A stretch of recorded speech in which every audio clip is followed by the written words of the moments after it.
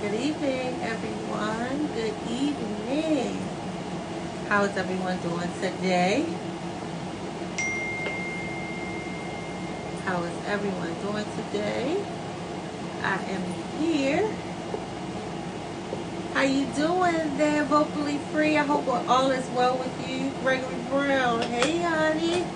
How's everything? Miss Chris Marie, how are you? How are you? Good. Our guest is here, and we are going to get him right on. Just let me know that you can hear. Make sure it's good, and then we can get to talk. Yo, Brandon, yo. how are Hey. you today? I'm fantastic. How you doing? I am wonderful. I am Uh, wonderful. I feel underdressed. You all done up. You got your face on. I thought I was coming to hang and chill with family, but you done made me feel bad all of a We still sudden. hanging and chilling. We still hanging and chilling, but you got dusted Uh, a little bit, just a little bit. yeah, I see. How you feeling today? Can't be caught with my work undone. I'm actually good. Today is a very good day. Awesome, awesome. It's a That's good day. phenomenal. It's a That's good day. phenomenal. So you picked the topic for the day. I never really pick a topic because I kind of talk about whatever in this Okay, IG setting, hmm and just to warn my people, sometimes I can go left. Just turn that corner with me. I trust you. There's good stuff down there. I promise you. for sure, for sure, for So sure, for sure. Brandon, tell our viewers a little bit about yourself.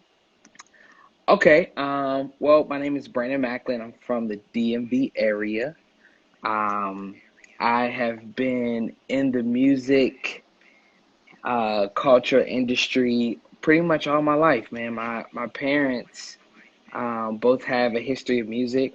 My mom's family uh, is a pretty nationally known group of singers called the Flowers Family Singers, and Bishop James and Okay, Flowers, and okay.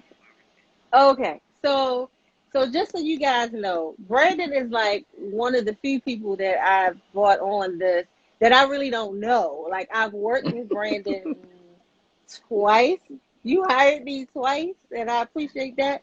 But like, hey Erica, the missus is in here, and so I didn't know. So like, your family they've been in the industry, the Flowers family. yes, Wow. yes, Okay. that is my Okay. uncle. Okay. That is my uncle. So Okay. yeah, we've like family wise, um, it's been all over. And then my father had a choir in his younger years before he became a pastor. And the choir was called the Voices of Wow. Inspiration. Yes, yes, Okay. yes. Okay. So it's been Wow. following me my whole life, my whole entire life. I We see. we've been engulfed Yeah. in music. So like grandma's birthday, everyone sits around the piano and just sings for hours.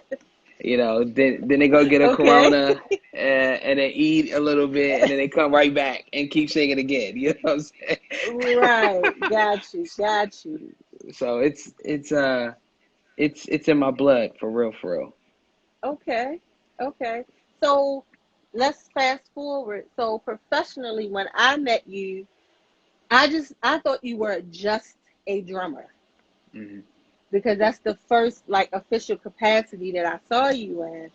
And then I started hearing your name attached to more production type things, because although people know me as a BGV, I love the production side of things. Like Hmm. when you did Charles Butler's, I think last recording, you had those 2 days where you had people like shadow you and follow your process. I got there early that second day, so I really could see what you guys were doing and how you were translating your process, because people don't do that. Yeah. People are reluctant to share, whether it's insecurity on their own part about their work or insecurity about somebody taking what they do, Hmm. which, okay, I'm gonna walk away from that.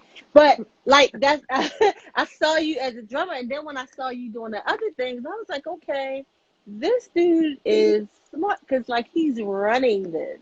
And then with the sessions that I did with you, you came in producer mode, and a lot of people don't know how to switch those hats. Like Right. drummers are either silent, or they're like, "Hey, what's up?"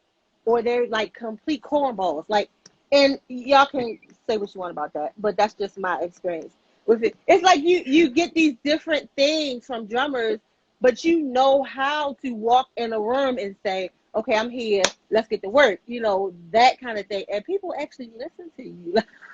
Like, so how did you move from just the drummer into production? And let's not forget Daughtry, because you need to tell me about the Daughtry thing. So whichever piece you want to Okay. talk about first, you can talk about. Okay. So, the long story short is when my dad became a pastor, literally I was birthed in church. And so the drums, I just gravitated to the drums, and I was playing and watching drummers and fellowshipping with churches and the whole nine. And that really just opened up my world to know that that's what I wanted to do. And then I went Okay. into further education. So I went to Berklee College of Music. And when I went there, that Wow. opened up the world. Carrington, what up, bro? It opened up the world. It opened up the world for me. I started to learn about things that I really didn't know was a part of the music process: white noise, pink noise, editing, mixing, consoles, microphones, how all those work in tandem. So Berklee was the place that started it for me. Wow. Okay. I have friends Yeah, who work at Berkeley and who have attended Berkeley. Yeah. right. All right. So that Berklee was, I have to give a shout out to that college, that musical institution, because it really pushed me towards where I am now. It really pushed me there. And it started in the music direction field. And then from there, when I realized that production was like a whole nother thing, I mean, they had classes for songwriting, classes for digital design, digital audio workstation, drums, piano, theory. Like they have it all there. And so we have opportunity to really learn Wow. how it works and how everything works in tandem. Okay. So it's to the benefit of those musicians, because I'm gonna tell you, I got a little thing. I can tell when a musician has produced a song or an album. Usually Right? it's musician heavy. Like whatever instrument they play, it's that all over everything, and the voices are like usually to the back. That's just my perception. But what you're alluding to is that it really helps to be well rounded and have Absolutely. some education if you want to move beyond your instrument. Absolutely. It's Yeah. imperative. It's imperative. One of my mentor producers always says the song is key. And what he means by that is you have to realize how all the things work in tandem so that when you present the song to the listener, they hear everything, but they get the message of the song. And so, Right. Yes. when you say that you can tell a song is produced by a musician, in some cases they haven't learned that. It took me a while to learn it. Um, I produced one record. I'm sure that we'll talk about today. I was only thinking about the band and how the band could kill it. I was, I mean, we spent zero time figuring out what the vocals were doing and spent all the time on band arrangements. And it really taught me a Wow. big lesson. A big lesson. What up, Rev? I see One you. thing I learned about you though is when transition to the next on the drums, you'll make the transition on the drums, and that means go to the next whatever the next piece is. So if it's a inversion, or if it's a out, like I learned that about you doing that Caprius thing when we were oh god, let's see. Hold on guys. Hopefully Brandon will be back with us shortly. Give us a second. There you go. Okay, I can I'm hear back. you. I'm sorry. You back, I'm Brandon? sorry. Okay, Yep. okay. I would say that I learned about you is that when it's time to transition, you will do something on the drums, and that's Right. how. it's time to go to the next part. See, singers, y'all Right. have to pay attention to this stuff. That's why you just have to know more than what you're doing in that mic. I like to know what the room is doing, so I can Absolutely. flow with the vibe in the room. Yeah. Okay. Absolutely. And I think that helps everyone. It's that's just and that's my style of leadership and production and musical direction is if you listen to the drums will tell you what's about to happen. Like the drums will tell you what's about to happen because I'm thinking ahead as I play. I'm thinking about the next Right. part as I play. Right. Right. Okay. Okay. So tell me about Daughtry. Okay, so back to Berkeley. You had to pick different genres to study and different things to uh, different classes to pick. So at first I went in there like, man, I'm gonna play the gospel choir and I'm gonna play a little bit of R&B and funk. And every student is given because I just wanted the A. I could be honest and say that now. Like I just wanted the A. I just wanted to pass with flying colors and do my thing. And so every student is given a private instructor that you study with every week. And so one of my private Okay. instructors was like, so like, what do you study in your other classes? I'm like, I'm doing gospel, I'm doing a funk. And she was like, and her name is like Terry Lynn Carrington. And she was like, yeah, She was your private instructor? yeah, she's my private Get instructor. out of here. Yeah, she She is kicked, like top, yeah, she's queen. A-list drummer. She's a And if queen. y'all musicians and singers, y'all don't know that, shame on you. Terry Lane Right. Harrison, you need to know that name. Yes, yes. Wow, She Brandon.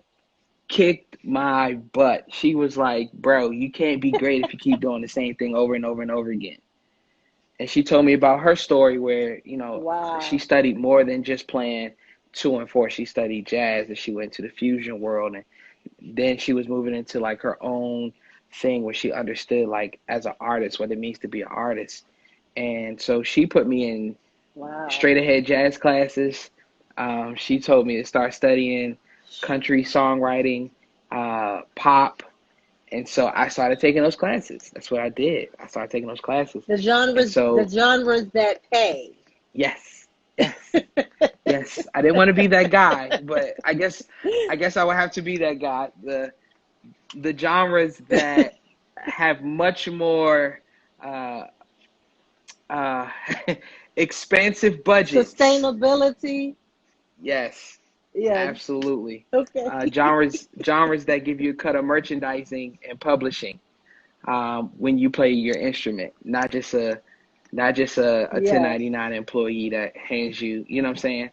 Um, so I started studying those, and Residual I took genres. a We can go on with ah that.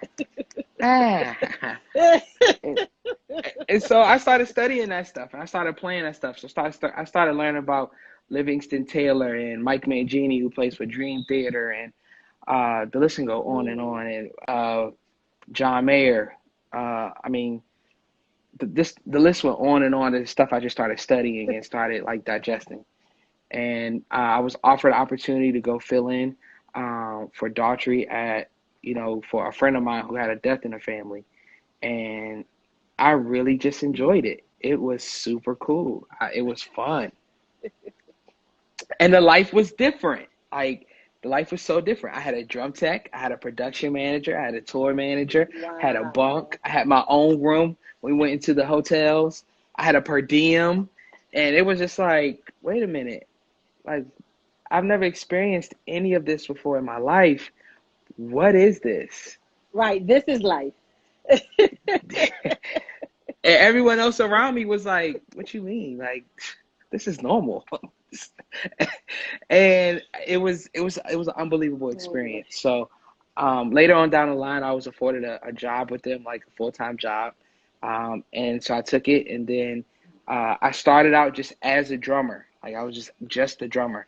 I wasn't a part of the band. And then a couple of years ago, they offered me a position to be a part of the band. So when the photos are going out and there's advertising Wow. and things, I'm involved. I had to send photos and That's be a part of good. photo shoots and all that jazz.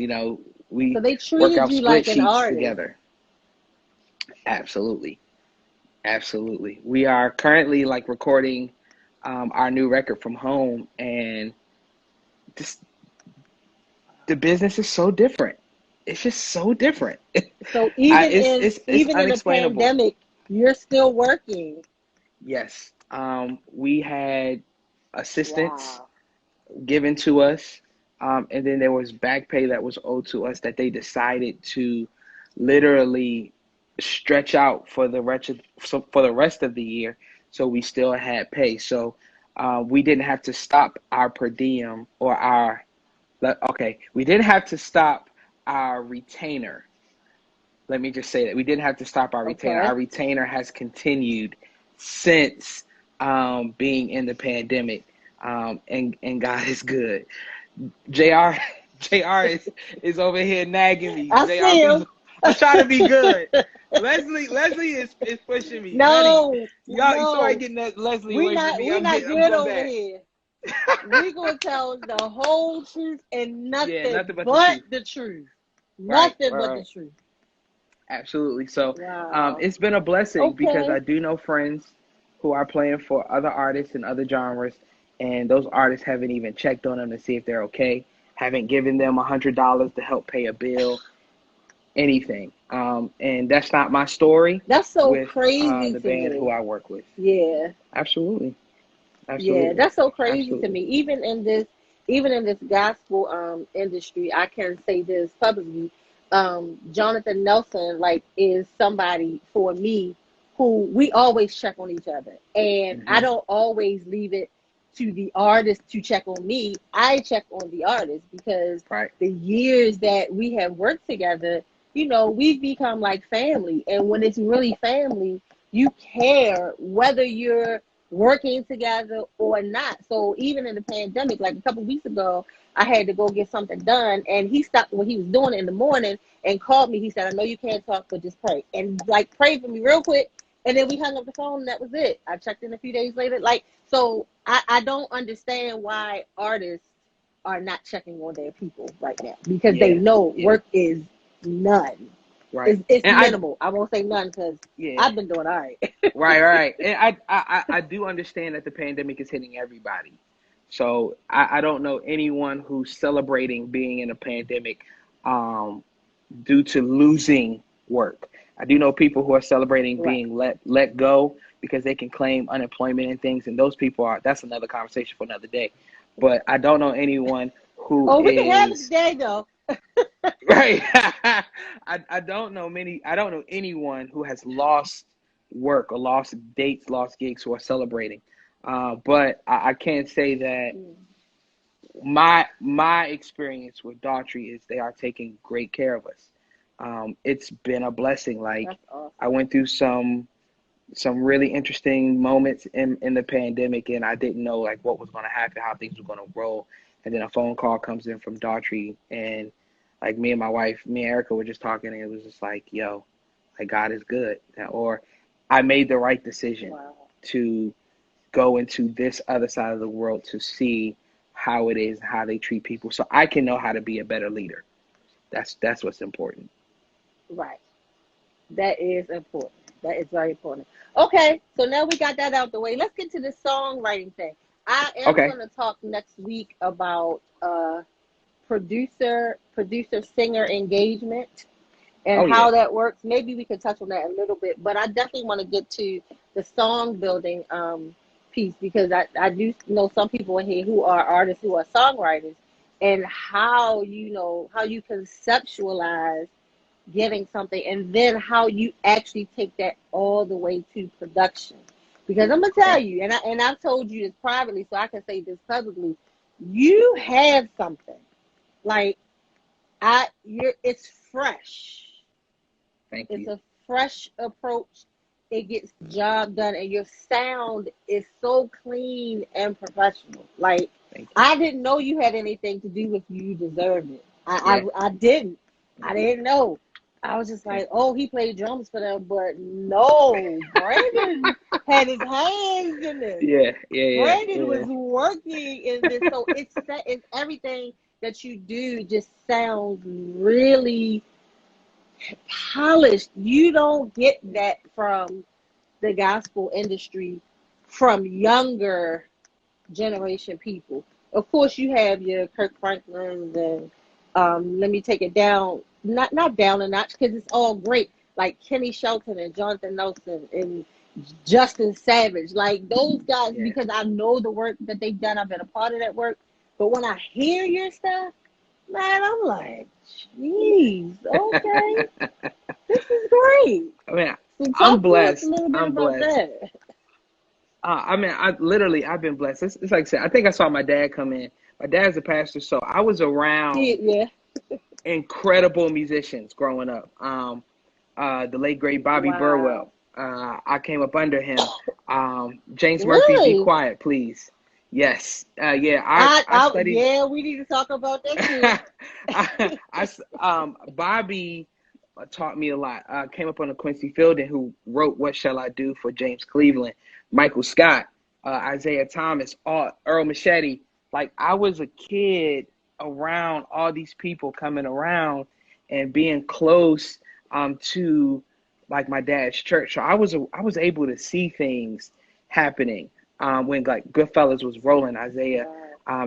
we did a church Yeah, recording for my church, and he was a part of it. And having Buggy and Marcus Johnson and Chris Leach, all those guys around, I was able to kind of get to it, and literally that was the beginning phases of it for me, because I was watching these giants like teach parts, uh, hmm, talk yeah, about discipline, uh, get the job done, make sure that everything was clean and cut. And so it was like really like the beginning stages for me to learn how to do it. And then once I started walking into it, I was right. afforded opportunities to play for like Pastor Donnie McClurkin.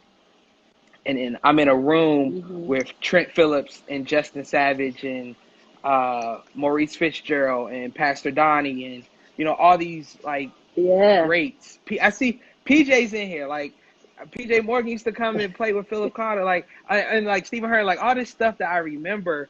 And so I literally have taken right. that, and it has formed and molded me into who I am as a producer. So being in the room with those guys and seeing how they work has pushed me to be excellent and be great. And what they have all taught me, Tiff, what up? What they all have taught me Yeah, is hey Tiff. you got to be excellent. Like it's all about being excellent. It's all Yeah, about being excellent. And then when I couple that with my experience with Daughtry, where excellence is the only option, and so like we're in a studio where we're paying $1,500 a day to be in there, and we're in there for 2 weeks, like that kind of stuff. So at that point, time ain't really money, but time is money at the same at the same rate. is Like money. you Yeah, it is money. yeah. It is money.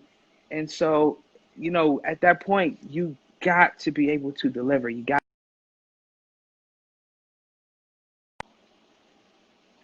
to deliver your job, listen, be quiet, and roll.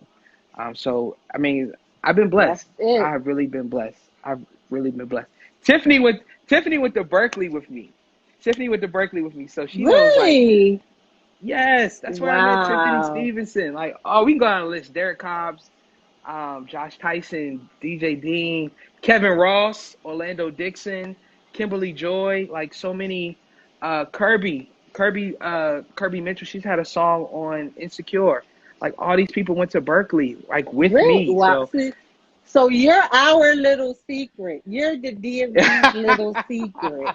But I want you to stay that way because we don't know always how to treat our people. So stay that way, okay? Yeah. Uh-huh. I'm gonna say that.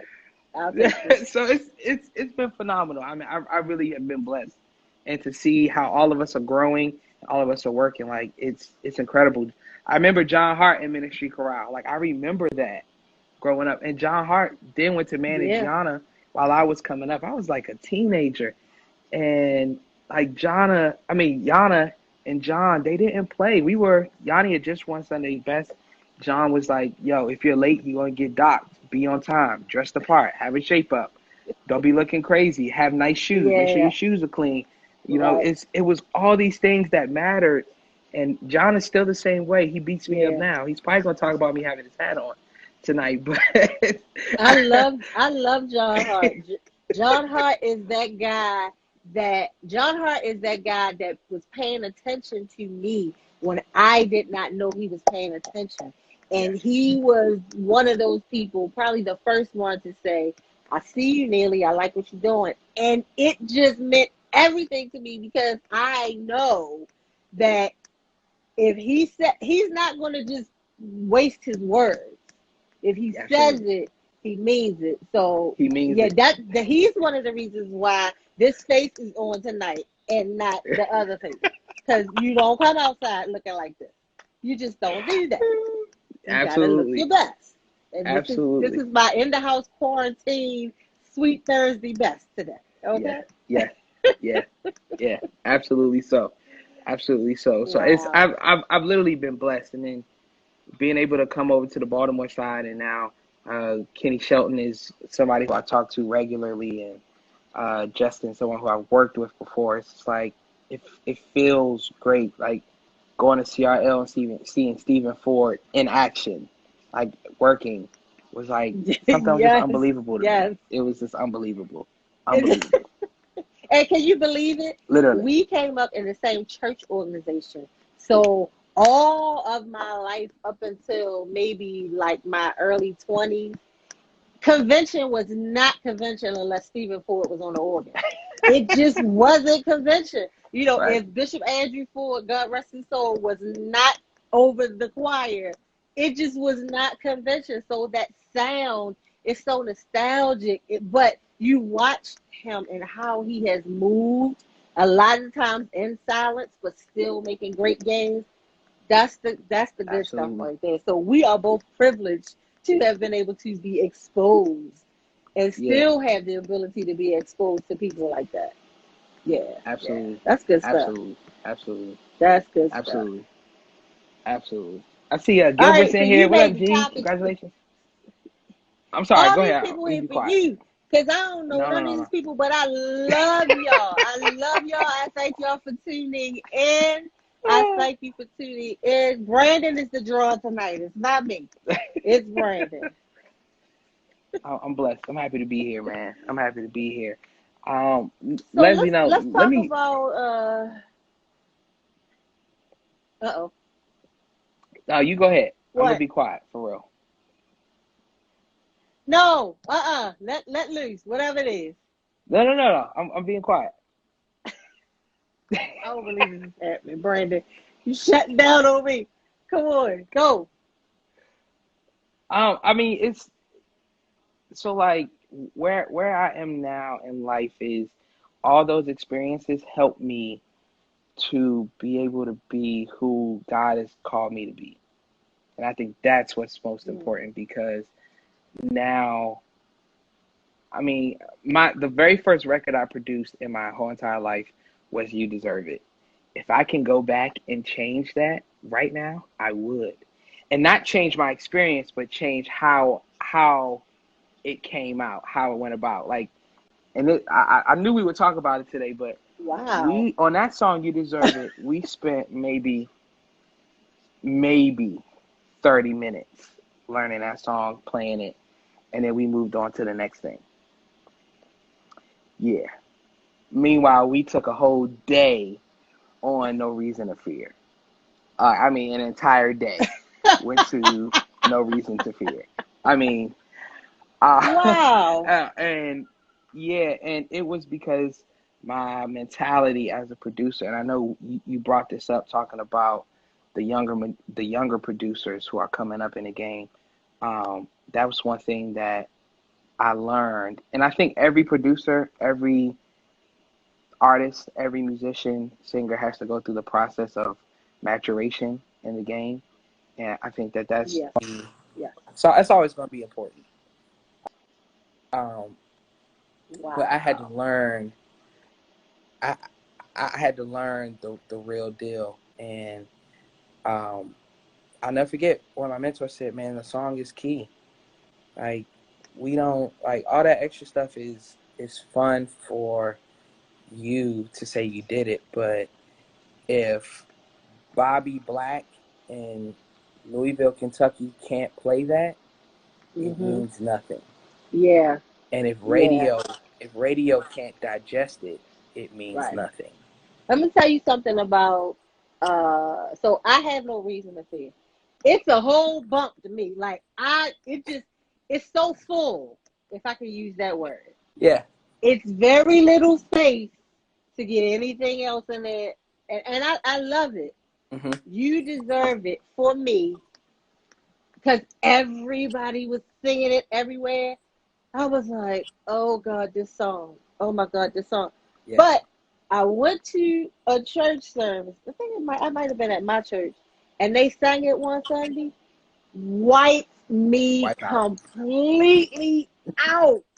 Yeah. I was like, who knew the song could pack a punch like that? Well, everybody knew but me at that point because I wouldn't give it a chance because I'm so Yeah. into the, what makes me move. But Hmm. just that simple thought of just saying, God, you deserve it, in that vertical like style of worship, it Absolutely. just it just takes you out. So the song really is like, Ted Wynn says, there is no music business without the song. Hmm. So the song is like super important, and a lot of times I believe less is more. There's more. Yeah. Yeah. It's definitely more. And I think that the secret is the the great producers. So your Kevin Bonds, your Mano Haynes, your Trent Phillips, your Danny Witherspoons, they know how to give the song exactly what it needs without it being cluttered. Yes, yes. And James might It be able will. to, It really will, James. I'm yeah, gonna take you out. it will take you. And um, that's something that I've learned in the last 3 years of my production of how to get the song done without having to clutter it with so many things. Right. Aaron Lewis is yet another guy who I believe does it. Like, been sitting listening to the new James Fortune record, listening to the new Myron Butler record. If y'all haven't listened to the Myron Butler records, you need to get Please, that immediately. please. I think that's the best record of 2020. Period. Point Yes, blank. yes. Uh, um, but they know how to make a record full without clutter, and because we have to stack vocals 4 to 6 times depending on how big you want your sound, that's going to Right. take up a lot of space. So in Yeah. those spaces where that is, the trick is to not put a whole lot of stuff there, but put it in the spaces where there isn't um, 40,000 vocals. There isn't a space that is designed for vocal to shine. And I think what I've heard, I can speak for Brandon. What I've heard is Mhm. That's good. we we're in a vamp and it's driving, and like we're singing something like He's Able, and you're hearing 30 different lines and melodies playing against what the Right. vocal is singing. So now Right. the attention is taken away from the beauty of the line and the beauty of the production versus what the singers are singing and what the message is supposed to be driving home. And you have Right. to, it is very, very, very important that you have to be able to literally find the space, do your thing with the space, and then get out of the space. Yeah, because I think that it's important where, because I had, I think my mentee is still in here. I was working with her on something, and she had written the song and she had done all the vocals and everything, and I listened to it. I sat and I listened. You don't know I'm an up and coming producer. Just keep that in your mind. Oh Here. yeah, I'm with you. Let's go.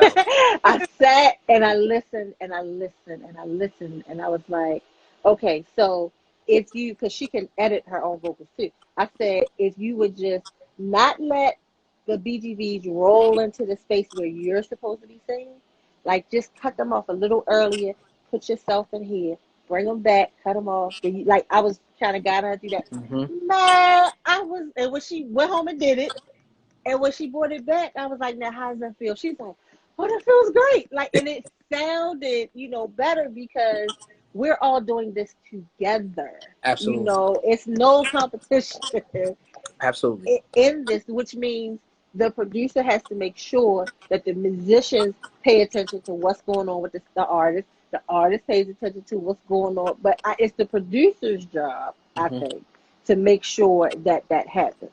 Absolutely. Yeah. The producer has to know the end before the beginning. Mm, And I know that's that's like good. I know that's like an attribute of God. And I'm not saying that the producer is God. I'm not saying that at all. Right. But it is key that the producer has to know the end before the beginning. And if the producer doesn't know the end before the beginning, then in the middle is where things are going to become chaotic, hectic, and your song is going to fall into disarray. It Wow. fall into disarray because you're not sure of where your finish line is. Yeah. Yeah. And when you're Because you sure can of the go finish on and line, on and on and on and on and on. I heard a song recently by a young artist. God bless her. I was like, this is the song that doesn't end. What's yeah, happening? yeah. I heard a song. My wife played me a song yesterday, and I just couldn't believe what I was hearing. That there was no format, there was no form to the song. It wasn't. There was no distinct A section, B section, C section. There was like there was. I could not tell what was where, and Mm. at that point, I just immediately turned it off because and I'm all with reinventing the wheel. I'm all about breaking the rules. I'm a rule breaker. Anybody who knows me, but you still have to be systematic with how you do it, so that it's Exactly. still palatable to the listener. And I And think people who make music, creators who make music, don't often consider the listener. yeah, you have to. Because if you want the listener to spend their money, because we're in a business, so it's Hmm. money. If Hmm. you want them to spend their money to ingest your creativity, you have to know your audience and make sure that they can actually digest it. If you Absolutely. give me a song that's like 15 minutes long, unless it's a Holy Ghost fallout in there somewhere, or on the secular side, if it's a good dance tune, you're gonna lose me after about 5 minutes. Absolutely. I'm just not gonna be interested. And then my ear, she goes dull when she's Hmm. bored. Yep. I mean, that's real stuff. Yeah. Yeah. Yeah. And Wow. I was blessed when we did my help was when it all clicked for me. Just if I can be honest, Okay. when we did my help was when it clicked for me. Because my first record was J.J. Harrison, "You Deserve It," that in which that went amazing. It was fantastic. After that, I did a record with my dad's church, and that was just for us to raise funds. But it was for me to get like my feet wet. Then Which after was a that, good record. right? I mean, I thought it was great. But I still hadn't found it yet, and I can Okay. admit that I hadn't found it yet. And then we got to Charles Butler's "The Blood Experience," Hmm. where it started to click at that Okay. point. I was like, okay, I'm getting somewhere here. And then some other stuff happened. It's like, a couple of other records. And then when we got to My Help, it was like the aha moment. It Hmm. was literally like the aha moment because Wow. Jeremiah and I, we sat together and we were bouncing voice notes back and forth, back and forth, back and forth. All right, Wow. what are we going for?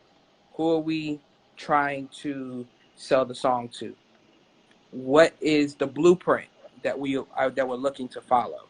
And we Hmm. had all these answers, all these questions answered before we even got to finding who the band was. Wow. Because all of those answers gave us who needs to play on the record. Hmm. And so Wow. so for example, with My Help, I know Jeremiah, he won't mind me talking about it. We said, all right, we want to create the perfect blend of Marvin Sapp, Jason Nelson, and Daryl Walls in a ballad. Yeah. And so if we can That's make, heavy lifting. yeah, and it is, it absolutely is. And we talked about a sprinkle of Marvin Winans in his vocal approach and vocal delivery, like not making it so unattainable, that people can't listen. Like all of these things were talked about before we planned it. So Wow. because we said that, we knew Kenny Shelton had to be a Because part he of the has that call touch. because Yes. he has the touch. Yes. Absolutely. We knew Morgan Turner had to be a part of that call. Yep. He had the touch Yep. to be able to deliver that sound that we were Absolutely. looking for. Right. And so, it just all goes back to that statement: the producer has to know the end from the beginning. You have to be able to see it all the way to the future, even before you start choosing your personnel, because your personnel can help you do it. That's Right. why you were chosen. That's why Joy was chosen. It was very, it was very like formulaic how we did it. Wow. Okay. We took that, and this is we could talk about it. We took that same formula to Capri as the victor. It was the Yep. same exact formula. Sat down. This is the song. This where we're gonna go. We want to do this type of vibe. Because at first we were talking like a CC Winans kind of thing, and she was like, "Yeah, I don't really want to do that." And CC Right. is in a record, like she's in a place all by herself. She's a Yes. queen, Yes. but Capri was very sure of what she wanted. I want a song that I can sing in church that has a drive that people can grab immediately. And Yes. I wanted to have candy in a moment, but when we get to the drive, I want the drive to just roll. And that's Wow. how we put it together. Wow. And because the drive has to roll, who we call to sing, it has to be powerhouse singers so they can plow through that vamp. And as you remember, Right. that vamp got timely after a while. You know what I'm Yeah. saying? You It made me put got my sneakers on. My feet was hurting. I had to go put my sneakers on. time. Jesus. But because you sang with Jonathan, you know how to carry a vamp Right. for a long A while. long And while. so we literally, because Jeremiah was the vocal producer, we chose singers that would be able to fit that mold and Wow. that frame of thought, that formulaic expression of song. So it has the music candy in it in the Right. spots, and when we get to that vamp, the vamp is driving. It's a Yeah. train that's just moving, so it doesn't get in everybody's way. Capria can shine, the vocals can shine, and everything is peachy keen. Absolutely. Yeah, That was good stuff. So I want you to talk about, I'm having a vain moment here. let's talk I about it. want you to talk about me and Joy. Because Oh I man, really want to get you, oh man. I want to get some nuggets about what you thought about me and Joy. Because most people who don't really know us or haven't worked with us, it's kind of like, oh, this is lovely and Joy. Let them come on, and they got that purpose thing. It's something a little extra in there For sure. with me and my sister. Talk about that. Let me. Okay, so here's the story. This is the honest to God's truth. Here's the story. I sent all the files to mix engineer Tony High in Nashville. If anyone needs a mix engineer, he's the best. Tony High, Nashville. Let me Oh, know. Erica. I love her. Let me know if y'all need a mix engineer. I got it. I sent the files to him. He called me as he was mixing. He said, "Bro," he said, "I think you made a mistake somewhere." And I said, "What do you mean?" He said, "I think you sent me the same alto for all the stacks." And I was like, "There's no way I did that." And he was like, "No, seriously, like they're one and the same. The timbre's the same, the vibrato's the same. Like something's Wow. can't be right." He was like, and I try to like make sure it wasn't a phasing issue. It's not a phasing issue, so you might just want to go back and send it again. And so I went back and I opened up my session and I said, "Tony, it's the same. It's Wow. not. They are two totally different altos, but they have it. It's a lock." And honestly, I couldn't hear her. I don't know. That's a lie. You telling? It was No, no, not. no, no. No. I'm telling you. See, and I said this the other day. I came up without monitors, Mm-hmm. without microphones, so I learned how to listen to the room. Even now, I don't get all stressed out. We ain't on no monitors.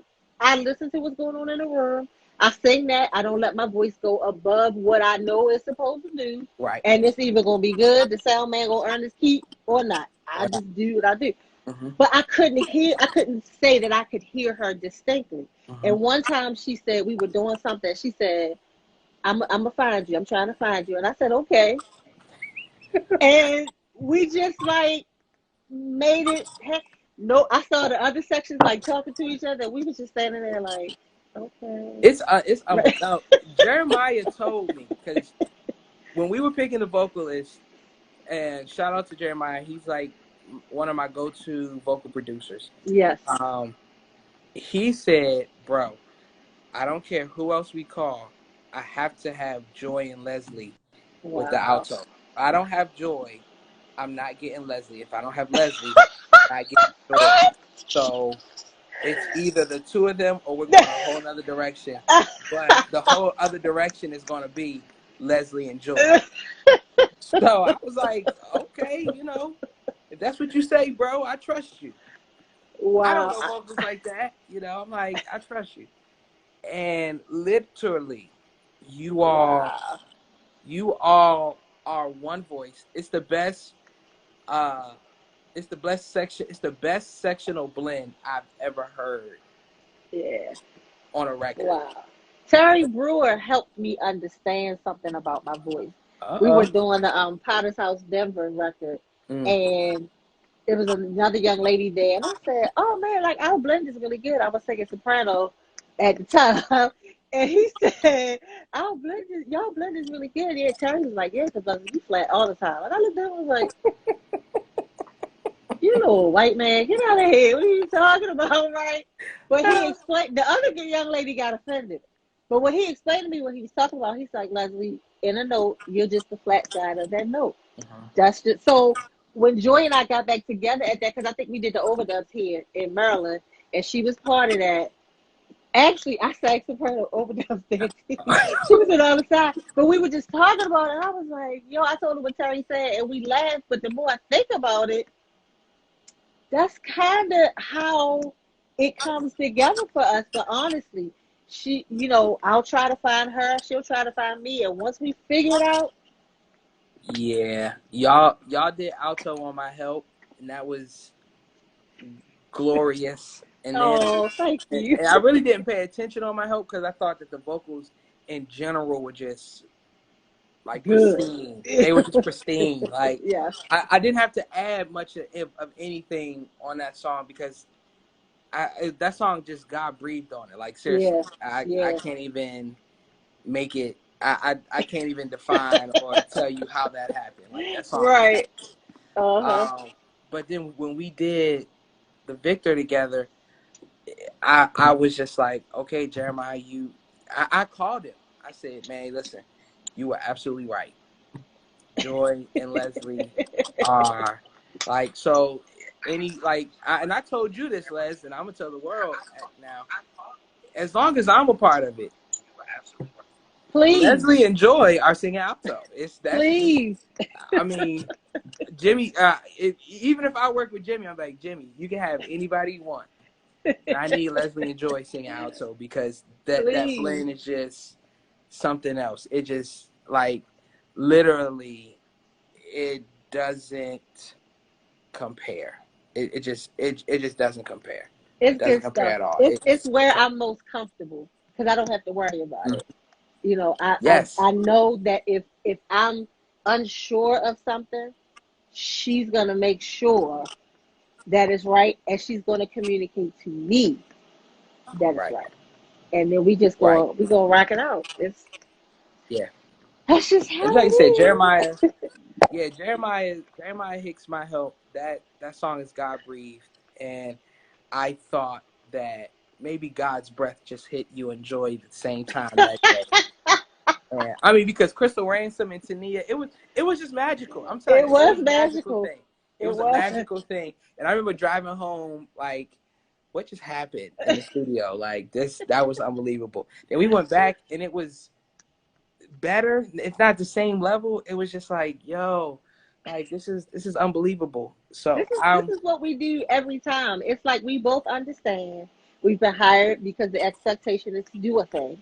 Hmm. So let's just go ahead and do a thing. And y'all talked about that Tuesday. I watched it. I Yep. watched it. You Just talked about just it on Tuesday, just do and, a thing. and Just y'all get it absolutely right. done. Because I Absolutely. don't like it when singers come in the studio, especially if you've had the music ahead of time, or even if you haven't. Stay focused and pay attention to what you're being taught, so you can be a one take or a two take wonder. Like, just get in there and just do it. Be able to repeat what you've heard, especially if you have a good producer Absolutely. who can communicate to you and articulate what it is they want. So I think it's just great. But I also love the way you handle your business. You handle it. I You mean, handle it. my dad is a get it done individual. He's not about playing games. My sister is the same way. Um, and my wife's parents, Pastor Keith and Pastor Deb, they're the same way. So when it comes to like our families, like because Erica's parents, like are musicians extraordinaire. They were touring in Italy 20 years ago, Wow. making bank. You know, just Yeah. writing songs and doing their thing. So they have the Right. experience. So when it comes to like that merge, and so for me, Yeah. um, it's all about getting the job done. Let's have fun, but let's also realize that we have a mission to accomplish, and we Right. have to get it accomplished. And yeah, professionals go in and get it done. And sometimes in the gospel genre, and sometimes the R&B genre, I've experienced it there too. Um, the studio can become playtime Yeah, or and it's rehearsal not time, that. and it's no. Like, and I'm doing better because actually we had a situation on Monday where we're recording a virtual concert for Charles Butler, and we thought we had 3 hours, and then some things happened, an emergency came, so we had to drop it down from 3 hours to 2 hours and 15 minutes. Wow. And Okay. I stopped everybody because we had choreography and all this other stuff getting ready to happen. I stopped everybody. I said, y'all, I'm not being rude, but we have to get this song done in 30 minutes. Let's buckle up. Let's roll. Yeah. Cut the choreography. Everybody just do this. We'll go in. I'll cut the drums later. Morgan was there. Morgan was an excellent MD. Morgan hit the track. Make sure that the loop is in everywhere. Video, y'all get. It was just a thing that had to happen because Right. we have a mission to accomplish. And if Right. there's a mission that needs to be accomplished, the producer should be at the. Tone was there. She's being funny. The producer, it's his responsibility to make it happen. Yeah. Yeah. The artist should not be worried about any of that stuff. Right. I believe Exactly. that wholeheartedly. The artist should not be worried, especially the week of. If we're talking the week of, the artist should be only listening, listening to the playbacks with the form Right. and the pre-production or the uh, references that were made, so that they're comfortable with that. Everything else, that Yeah. should be the producer's stress level.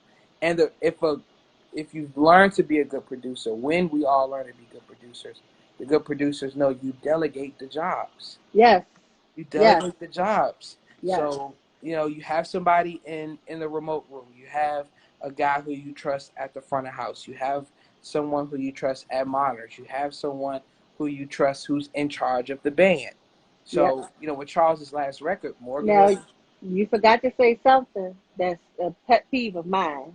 talk to me. You have to have someone who is in charge of the Of the singers singers. That was Jimmy. as well. That was That Jimmy. is something that I learned to do working with Jonathan. I kind of just I saw a need Hmm. because when he's in creative mode, that's kind of just where he is. Hmm. And when everybody is left off to themselves, that can be a little problematic if it's not maintained. So it's like, Absolutely. hey, what do you want the singers to do? So now if we do something, like I'm functioning as one of the production coordinators, Hmm. I have a whole itinerary for the singers that has the vocal, whatever the singing parts are, but I have the information about their pay. I have the information about their hotel. I have the information about transportation. So they can go to somebody. Mm-hmm. other than the artist, Other than to get artists. that done, because you will frustrate the artist, and then you wonder why they acting like a pure fool because they can't handle all that stuff Right. They're not supposed at to. that time. Right, They're right, not supposed to handle that. And you're right. For Charles's recording, Jimmy was in charge of the vocals. It was, yeah, and when there was time that they need to be shaped up, Jimmy, I need this, or we right. started running short on time there. Okay, Morgan, Jimmy, Brandon, Charles, Joe, who did front of house. Let's all have a quick meeting. Yep. Okay, this needs to happen. Everybody understand the game plan? All right, band's already sound check. All right, now, so let's get the vocals together. Band, go take a break. Because Right. we won't need noodling and all this other stuff. Yes. Be back in an hour. Have the band back in an hour, Morgan. And so it's at that point, all these things become delegated jobs, and then people, I believe, my leadership style, I believe that when you give someone a job that they love to do, they will do it with their whole heart. Yes. Absolutely. So we had a question Okay. from John Hart, and he said, asked us to talk about the importance of relationships. Relationships are everything, man. That It's is currency. everything. It is It, currency. it is everything. And I can be honest and say I didn't take relationships as serious in my younger days. Mm. Um, I don't know if Tiffany's still here, but my Berkeley days, I was crazy. Like, just hadn't got to that maturation point. So Uh-huh. for me, it was all about what I was doing, what I had to accomplish, what I was going to accomplish, and I didn't care who was in my way to accomplish that. Wow. And now I'm seeing the fruit of that, and some of my relationships are divorced Hmm. because I didn't cultivate it the way that it should have been cultivated. Right. And so now I'm in a place where I am literally right back. Erica back again. So now I'm in a place, I'm in a phase of my relationships where I take my relationships seriously, Yes. very seriously, and my mentors know who they are. My wife, she knows our day is our day. That's a relationship that needs to be cultivated, because if Right. not, your music will take over, and then you'll realize that your relationship is severed with Yes.